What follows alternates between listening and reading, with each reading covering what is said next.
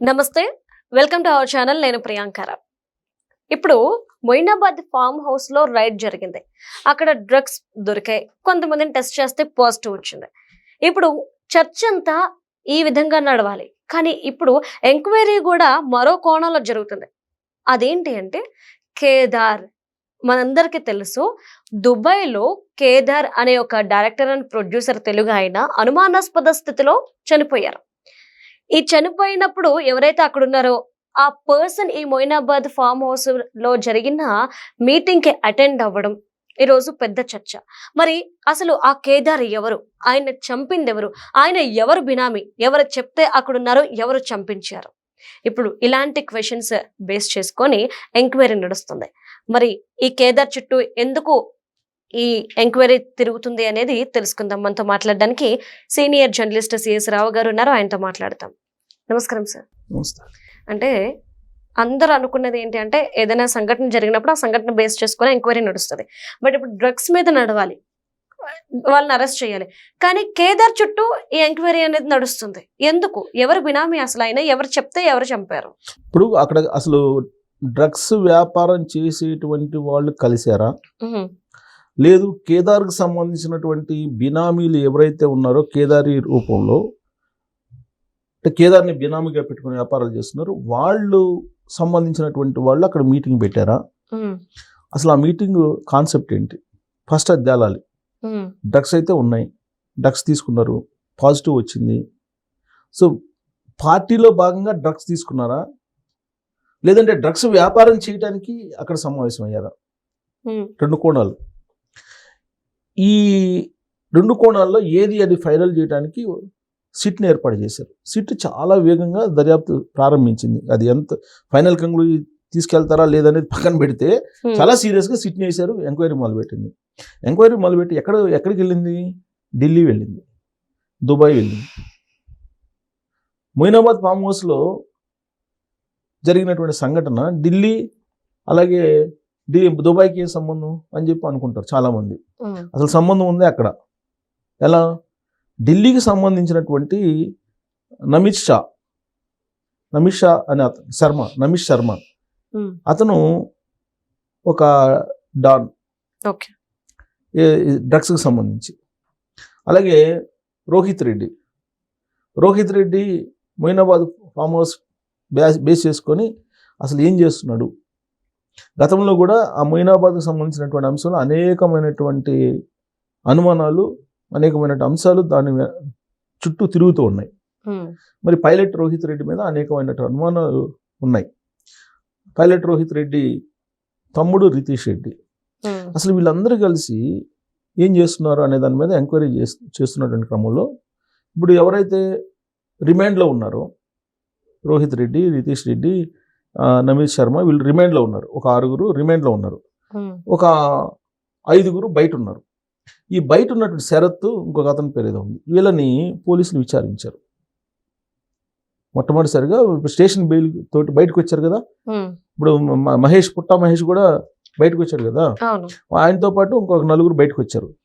ఈ బెయిల్ మీద ఉన్నటువంటి వాళ్ళని పోలీసులు పిలిచి మాట్లాడారు, విచారిస్తే వాళ్ళు ఇచ్చినటువంటి వాంగ్మూలాన్ని బేస్ చేసుకొని ఇవాళ కస్టడీ పిటిషన్ వేశారు. జైల్లో ఉన్నటువంటి వాళ్ళని విచారణకి మా కస్టడీకి ఇవ్వండి అని చెప్పి పోలీసులు కస్టడీ పిటిషన్ వేశారు. ఆ జైల్లో ఉండేటువంటి వాళ్ళని పిలిచి విచారిస్తే కనుక అసలు విషయాలు బయటపడే అవకాశం ఉంది. రోహిత్ రెడ్డి, రితీష్ రెడ్డి, నమిత్ శర్మ వీళ్ళల్లో వాళ్ళని పిలిచి ఆ 6 రిమాండ్లో ఉన్నటువంటి వాళ్ళని పిలిచి విచారించడానికి పిటిషన్ వేశారు. సరే, కోర్టు కూడా అనుమతిస్తుంది. వాళ్ళని పిలిచి విచారిస్తే అసలు వ్యవహారం బయటకు వస్తుంది. అసలు వ్యవహారం ఏంటి? ఇప్పుడు పోలీసుల అనుమానం ఏంటి? ప్రధానంగా దుబాయ్కి సంబంధించినటువంటి పంచాయతీ నడిచింది, దుబాయ్ రియల్ ఎస్టేట్కి సంబంధించిన పంచాయతీ. దాంట్లో భాగంగానే వీళ్ళు మాట్లాడుకోవడానికి సినీ రాజకీయ ప్రముఖులకు సంబంధించినటువంటి భారీ పెట్టుబడులు దుబాయ్లో ఉన్నాయి. ఈ దుబాయ్లో పెట్టుబడులన్నిటికీ ఈ కేదార్ అనే అతను బినామీ. ఇతను అనుమానాస్పద స్థితిలో మరణించాడు. ఎవరు ఆఫీసులో మరణించాడు? రోహిత్ రెడ్డి ఆఫీసులో మరణించాడు, దుబాయ్లో ఉండేటువంటి రోహిత్ రెడ్డి ఆఫీస్లో. ఈ రోహిత్ రెడ్డితో పాటు అతను చనిపోయినప్పుడు, కేదార్ చనిపోయినప్పుడు ఇంకొక మాజీ ఎమ్మెల్యే కూడా ఉన్నాడు, బీఆర్ఎస్ పార్టీకి సంబంధించిన మాజీ ఎమ్మెల్యే. అతను ఎవరు? అతని పేరు ఇంతవరకు బయటికి తీసుకురాలా.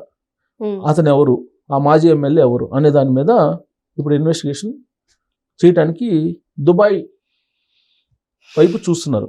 కాబట్టి ఇప్పుడు అక్కడ పరిస్థితులు బాగలేవు కాబట్టి ఢిల్లీలో ఇప్పుడు తెలంగాణ పోలీసులు ఉన్నారు.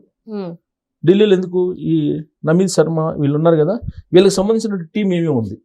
డ్రగ్స్ ఎక్కడెక్కడి నుంచి తీసుకొస్తున్నారు వీళ్ళు, ఢిల్లీలో ఎలాంటి పాకెట్స్లో ఈ డ్రగ్స్ ఉన్నాయి, ఎవరెవరితోటి వీళ్ళకి లింకప్లు ఉన్నాయి, ఎప్పటి నుంచి చేస్తున్నారు, ఏమేమి చేస్తున్నారు, వీటన్నిటినీ ఇన్వెస్టిగేషన్ చేయడానికి ఇప్పుడు ఢిల్లీ వెళ్ళారు.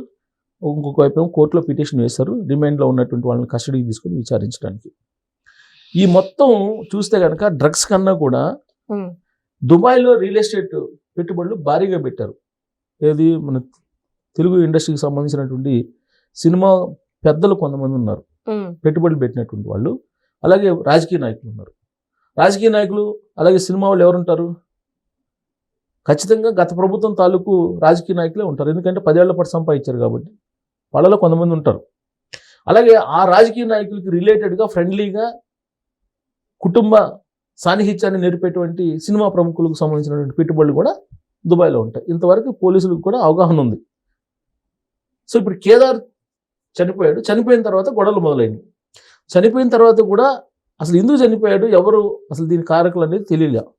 కాకపోతే ఇప్పుడు గొడవలు ఎందుకు వచ్చినాయి, అసలు గొడవలు వ్యాపారం గురించి మాట్లాడుకోవడానికి, దుబాయ్లో ఉండేటువంటి రియల్ ఎస్టేట్ వ్యాపారం గురించి మాట్లాడుకోవడానికే మొయినాబాద్ ఫామ్ హౌస్లో సమావేశం అయ్యారనేది పోలీసులు అనుమానిస్తున్నారు. ఇప్పుడు ఎందుకు సమావేశం అయ్యారు, ఎందుకు అని అంటే దుబాయ్లో యుద్ధం జరుగుతుంది. ఆ రియల్ ఎస్టేట్ కాస్త కొంప కొల్లేరైంది, రియల్ ఎస్టేట్ మొత్తం భూస్థాపితమైంది. అక్కడ అప్రకటిత లాక్డౌన్ కొనసాగుతుంది. మొత్తం వ్యాపారం మొత్తం పోయింది. ఎక్కడి నుంచి దుర్మార్గంగా సంపాదించినటువంటి డబ్బు అంతా ఆడ తీసుకెళ్ళి పెట్టారు. అక్కడ మొత్తం వాషౌట్ అయింది. కనీసం ఉన్నదాన్నన్నా కాపాడుకోవాలి అనేటువంటి విషయంలో జనరల్గా పెట్టుబడి పెట్టినటువంటి వాళ్ళు ఎవరికి వాళ్ళే వీళ్ళంతవరకు తొందరగా తీసేసుకుందాం, అక్కడ పరిస్థితులు బాగాలేవని తొందరపడతారు కదా. అలా తొందరపడుతున్నటువంటి క్రమంలో వచ్చినటువంటి పంచాయతీ ఇది. ఈ పంచాయతీలో మొయినాబాద్లో పెట్టుకున్నారు. లేదంటే సినీ రాజకీయ ప్రముఖులు ఆ సమావేశానికి ఎందుకు హాజరవుతారు? పైగా ఇప్పుడు 11 మందే పోలీసులు దొరికింది. 4 రౌండ్లు కాల్పులు జరిపారు, ఏది తుపాకీ తోటి కాల్పులు జరిపారు అక్కడ పాల్గొన్నటువంటి వాళ్ళు. దీంట్లో సందట్లో సడేమియాలాగా ఈ 4 రౌండ్లు కాల్పులు జరిగితే అడావుడిలో ఒక వైట్ కార్లో కొంతమంది వెళ్ళిపోయారంట. వాళ్ళలో సినీ ప్రముఖులు అలాగే కొంతమంది రాజకీయ ప్రముఖులు ఉన్నారనేది అనుమానం పోలీసులకి. అది తేల్చడానికి ఇప్పుడు ఆ మొబైల్ ఫోన్స్, వాళ్ళవి సీసీ కెమెరాల వాటన్నిటిని గ్యాదర్ చేస్తున్నారు. అలాగే జాగిలాలు ఉపయోగించి మొత్తం ఆనవాళ్లు కనుక్కునేటువంటి ప్రయత్నం చేస్తున్నారు. అంటే ఇది ఒక రియల్ ఎస్టేట్కి సంబంధించినటువంటి ఒక వ్యవహారం కింద నడుస్తుంది. అంటే డాన్లు పంచాయతీ నడుస్తుంది. దీని అంతటి కారణం ఏంటంటే నడమంతరపు సిరి వచ్చింది 2014 నుంచి 2023 మధ్యలో నడమంతరపు సిరి కొంతమంది దగ్గరికి వచ్చేసింది. ఈ నడమంతరపు సిరి ఏం చేసుకోవాలో తెలియక తీసుకెళ్లి దుబాయ్లో పెట్టారు. దానికి ఒక బినామీని పెట్టారు. ఆ బినామీ చనిపోయిన తర్వాత మొత్తం వ్యవహారం బయటకు వస్తుంది. ఇప్పుడు దానికి తగ్గట్టు దుబాయ్లో యుద్ధం వచ్చి ప్రకృతే ప్రకోపించింది వీళ్ళ మీద.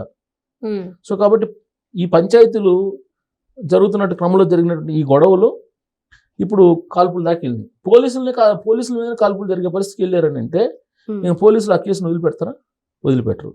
కేదార్ని ఎవరు చంపారు, లేదంటే కేదార్ ఆత్మహత్య చేసుకున్నాడా, అసలు కేదార్ మరణం వెనక ఉన్నటువంటి రహస్యం కనుక తెలిస్తే ఖచ్చితంగా ఈ దుర్మార్గుల యొక్క పాపం పండే అవకాశం ఉంది. ఆ దిశగా పోలీసులు ఇన్వెస్టిగేషన్ చేస్తున్నారు. గుమ్మడికాయల దొంగ ఎవరో అనంటే భుజాలు తౌడుకున్నట్టు గత ప్రభుత్వంలో ఉండేటువంటి కొంతమంది ఇప్పుడు లబో దిబో అంటూ గుండెల్లో పట్టుకొని తిరుగుతున్నారు అనేది రాజకీయ వర్గాల్లో నడుస్తున్న చర్చ. Okay, right. Thank you so much sir.